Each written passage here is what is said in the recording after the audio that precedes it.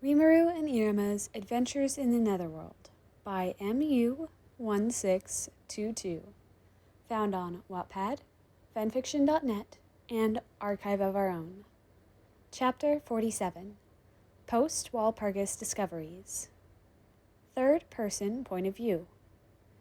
The crystal, activated by Rimuru, glows and begins to project an image in the air. The picture is fairly dark, first depicting what looks like a large crowd. In the center of the mass appears to be a stage, the only lit-up part of the room that's being shown. The video zooms in on the stage, revealing 3 people standing on it, 2 of them singing and all of them dancing.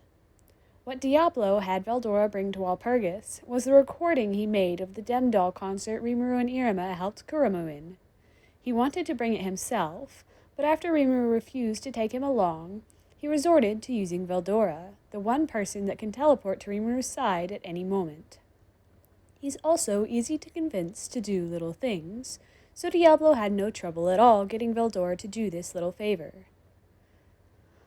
Wait a second. Is that Rimuru? Guy asks while peering curiously at the image. Oh my, I think it is. Luminous responds, also intensely staring at the picture. I don't need to see this, Leon mutters and walks away. Isn't one of the others that Iruma kid he brought with him too? Dino asks. Rimuru, on the other hand, is starting to panic as he realizes what this video is. What the hell? Rimuru mutters in disbelief, his cheeks turning bright red as the embarrassment sinks in. Is that? Iruma stutters, also equally shocked and red in the face. So that's what was on the crystal. How interesting, Veldora says. I changed my mind. We're not watching this, Rimuru says, reaching for the crystal, but Luminous's words stop him. If you don't let this finish, I'll show Hinata those pictures Luminous starts to say, but Rimuru interjects. Don't try to blackmail me again, Luminous, because I'm not letting it happen this time. If you show Hinata those photos, I'll ban you from attending concerts in my country, Rimuru retorts, glaring at Luminous. Luminous is silent for a moment, surprised that Rimuru didn't give in to her manipulation this time. See, it can go both ways, so don't push me any more today. You've all seen enough, Rimuru says as he snatches up the crystal, causing the image to disappear. I understand. I didn't realize I had struck that strong of a nerve. It's a shame, but I suppose I will have to live with what I got to see, Luminous says with a bitter smile. Yes, you have provided us all a lot of entertainment today, Rimuru, in multiple ways, so I guess I can let it go, Guy adds. But you looked like you were having fun, Rimuru. Why can't you show us the rest? Malim complains, also looking a little jealous. I wasn't having fun. I was doing a favor for someone. That's all, Rimuru insists. Yeah, me too, Iruma adds. I've had enough for today. I think I'll leave early after that whole mess. Come on, Iruma, Veldora, we're leaving. Aw, Rimuru, why? Can't you just stay a little longer? Malim pleads. Sorry, Malim, but I have to get going. I have some stuff I need to take care of, Rimuru replies. You better play with me soon. I've missed you, Malim says with a pout. Another time, okay? Maybe next time I'm back in Tempest, Rimuru offers. I guess that's okay. Malim pouts and crosses her arms. Rimuru opens a gate and starts to step through it, followed closely by Veldora and Iruma. Are you mad at me, Rimuru? Veldora asks hesitantly. Rimuru doesn't say a word and continues walking. The three people step through and end up in Rimuru's office. Iruma, point of view. I'm exhausted after the ordeal we just went through. First, the thing with Rimuru, and then the video of Rimuru and me on stage. I just can't take much more. The shock of that video being revealed did help me temporarily forget about the gruesome scene I witnessed earlier, but that didn't last. Now, to make things even worse, Rimuru seems to be angry at Veldora, and I'm scared of what she may do to him for bringing that strange crystal containing that video to Walpurgis. She seemed even more embarrassed than I was when it started playing for all to see at the meeting. I just want to go home, back to Grandpa's mansion. I follow Rimuru through the portal she conjured up, and I find myself in Rimuru's office again. There's a moment of silence before Rimuru glared sternly at Veldora with her hands on her hips. Is it true that you had no clue what was in that video? Don't lie to me, she says in a very serious tone, scrutinizing Veldora's reaction. I promise, I swear on our friendship, that I was completely unaware of what was on that crystal, Veldora insists quickly. Rimuru continues staring him down before closing her eyes for a second and putting on a calmer face. All right, I believe you. Rimuru pauses, looking like she's considering something before breaking the tense silence in the room. Veldora, Rimuru says sternly, come here. What are you planning, little brother? Veldora asks, sounding scared of what Rimuru might do to him. Don't little brother me right now, Veldora, and come here, Rimuru commands. Veldora sheepishly steps forward, closer to Rimuru, and I brace myself for whatever Rimuru is going to do to him as punishment. Rimuru leans close to Veldora's face and softly whispers something into his ear. Whatever was said causes Veldora's face to go pale, and he gasps in shock. How could you do something so horrible, Rimuru? You ruined it for me! Veldora shouts as he backs away from Rimuru. That's what you get for bringing that crystal. Now go back to the labyrinth and do your job, Rimuru orders. Can't you just tell me when that happens? Veldora asks, sounding very desperate. Nope. You're so mean, Veldora whines before leaving. What did you say? I ask, very confused by the whole interaction.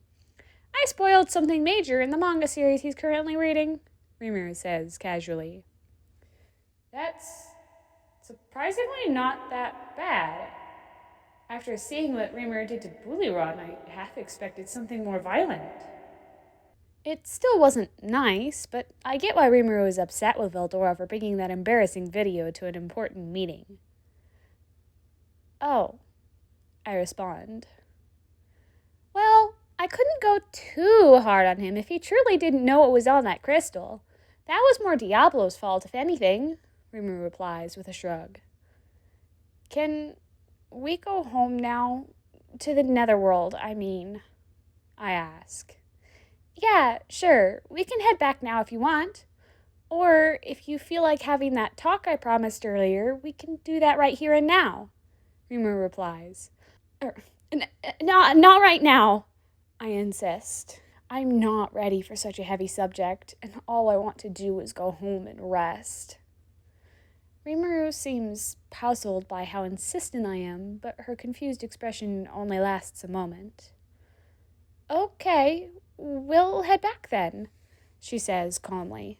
Rimuru looks at me worryingly before turning away and opening another magic gate. I once again step through the portal and find us both in Grandpa's mansion.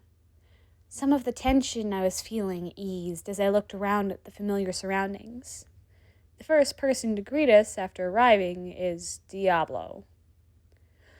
I was not expecting your glorious presence to grace me again so soon, my lord. Did the Walpurgis banquet go well? I wouldn't say that exactly, but I do have something to discuss with you. Diablo's eyes light up with excitement. He seems to believe he's about to be praised. Did he think that showing that video was something Rimuru would appreciate? It seems like it. Yes, my lord? Diablo asks excitedly. Go back to Tempest. 1 week. No work, Rimuru commands coldly. Isn't that just a vacation? How is that a punishment? Even though I'm confused why that would ever be a bad thing, it seems to be devastating to Diablo since his smile immediately shatters as soon as he comprehended what Rimuru said. My lord? Diablo asks with a shaky voice, shocked by Rimuru's words. He looks like he's on the verge of tears. You heard me, Rimuru continues. What have I done to earn your ire, Lord Rimuru? Diablo pleads desperately. You're a smart man. I'm sure you can figure that out on your own over the next week. Now go, Rimuru replies offhandedly. Diablo's lip quivers, and tears prick the corner of his eyes before he suddenly bows. Yes, my lord, Diablo agrees regretfully, seemingly trying to hide how hurt he is by this. With a half-hearted wave of his hand, Diablo conjures up a portal, presumably to Tempest, and shuffles through it, glancing over his shoulder while wearing a pitiful expression at Rimuru as he does. Rimuru continues to watch him with her arms crossed and a stern expression on her face, unaffected by Diablo's pleading eyes.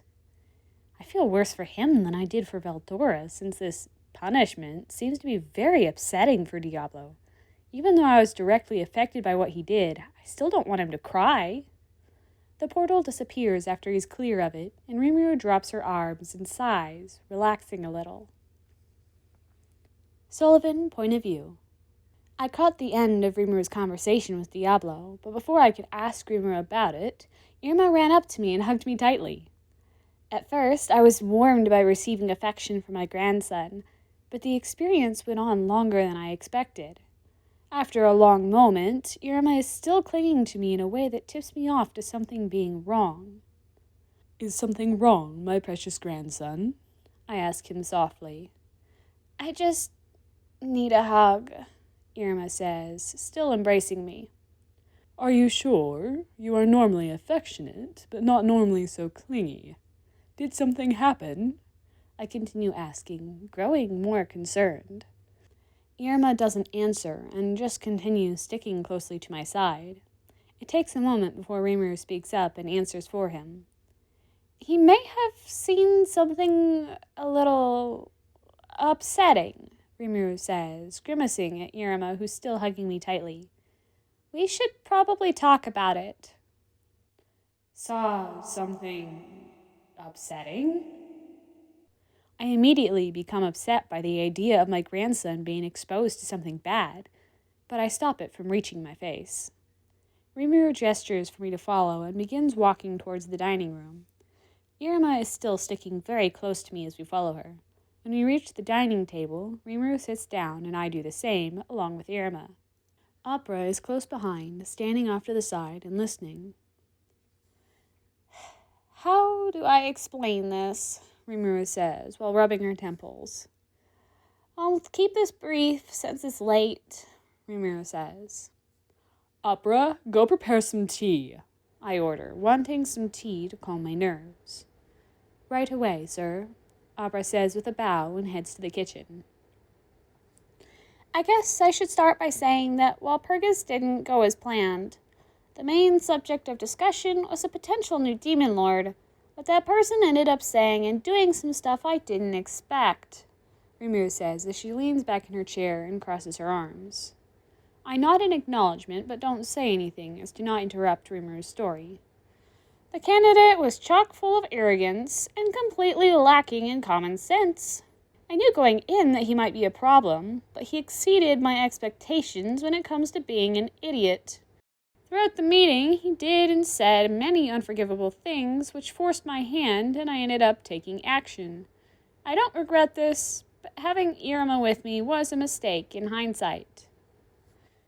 I wonder what she meant by unforgivable things, and also Rimuru taking action.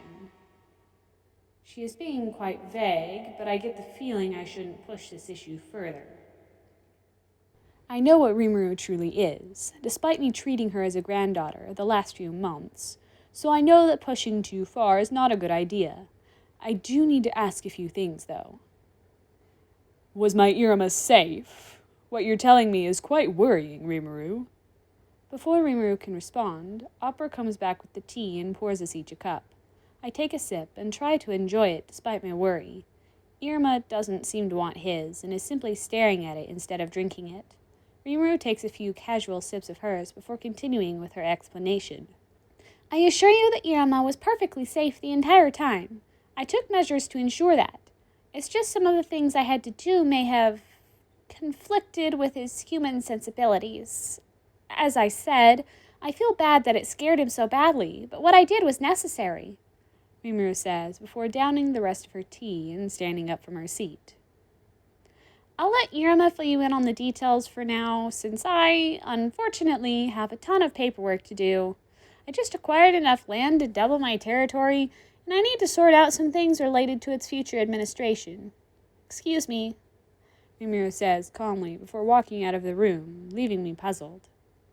I'm left with many questions, so I decide to do as Rimuru says and ask Iruma for some details.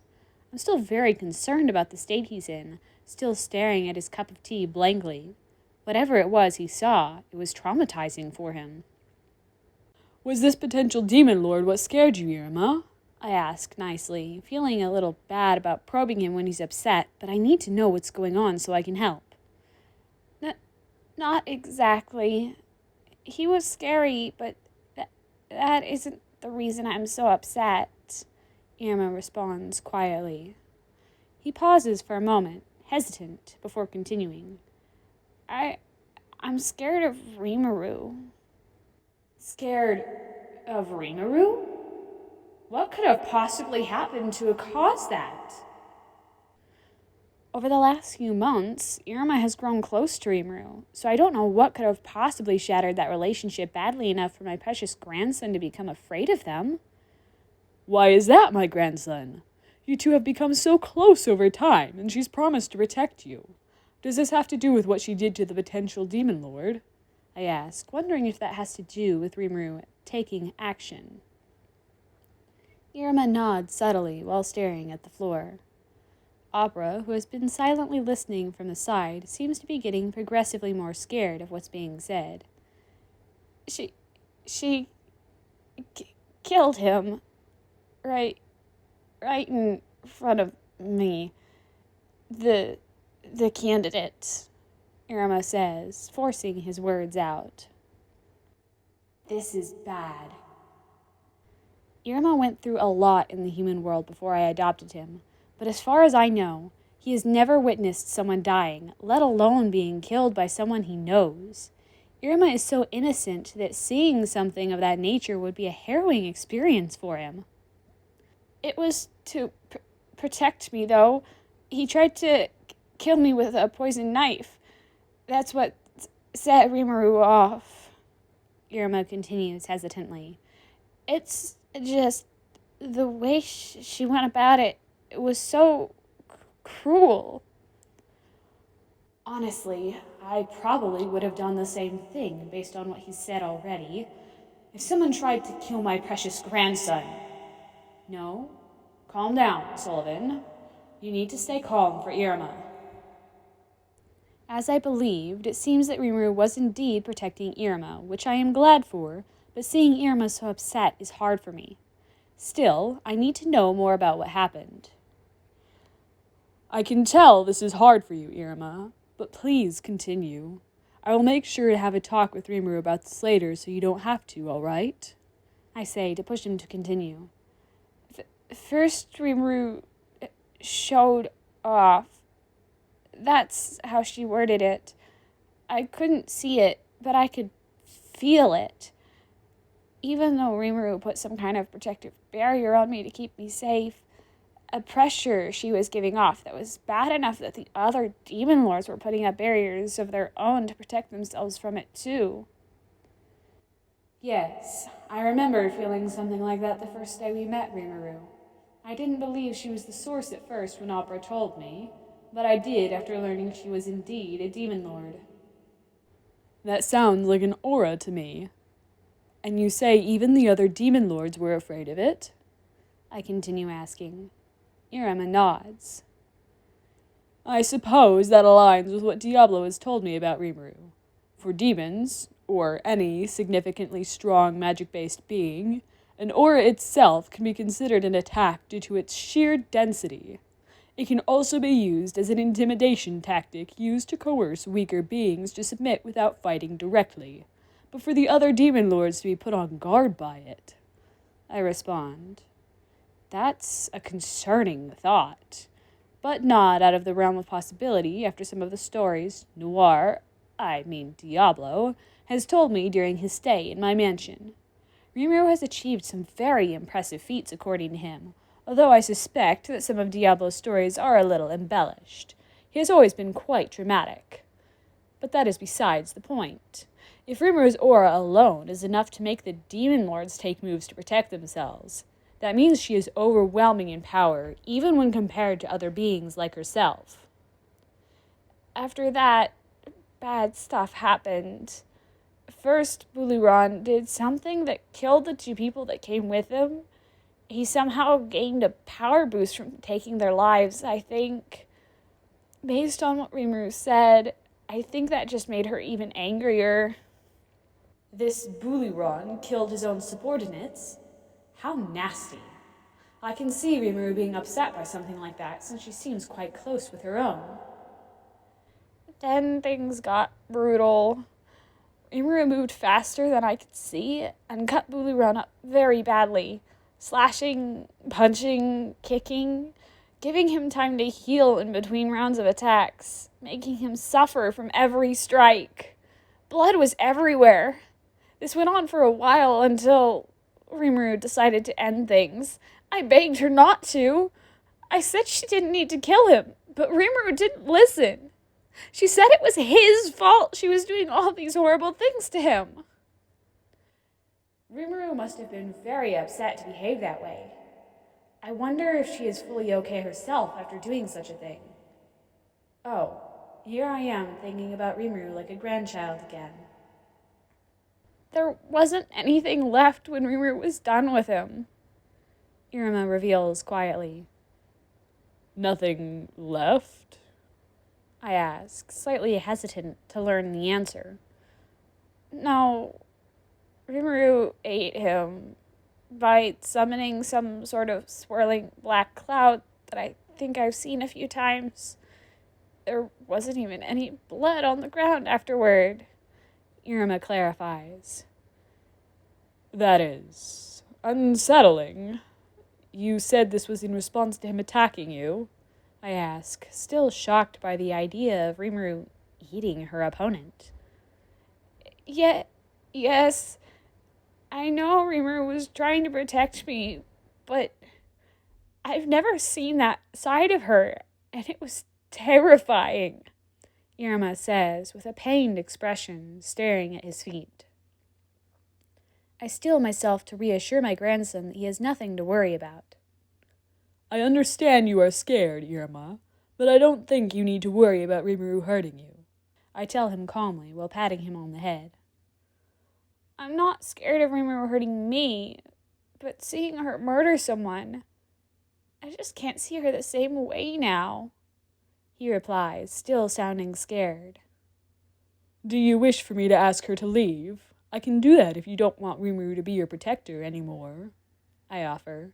I still believe that Rimuru poses no risk to Iruma, at least directly, and she already seems regretful about Iruma witnessing what he did. But if he doesn't want Rimuru around, I will ask her to leave. You don't need to do that. What if she gets mad at you? I will still do it for your sake, my beloved grandson. Thanks, Grandpa, but you don't need to do that, okay? If that's what you want, I reply with a smile. Iruma yawns and rubs his eyes. It's clear that he's very tired. I think I need to get some sleep. Today was exhausting. Sweet dreams, Iruma. Get some well-deserved rest, and I will make sure to have Opera make an extra special breakfast tomorrow morning, I say sweetly. I'll look forward to that, Iruma mumbles, sounding slightly groggy after yawning. Iruma point of view. I stand up and head upstairs. Before entering my bedroom, I can't help but look at the door to Rimuru's room, thinking about what she did earlier. I can still see it. All the blood, Rimuru looking at Buliron with stone-cold eyes, Buliron's body disappearing as if it never existed in the first place. All of those images haunt my mind. I'm almost certain I'll have nightmares from it, but I need to sleep since I have school tomorrow, so I go to bed anyway. What am I going to do?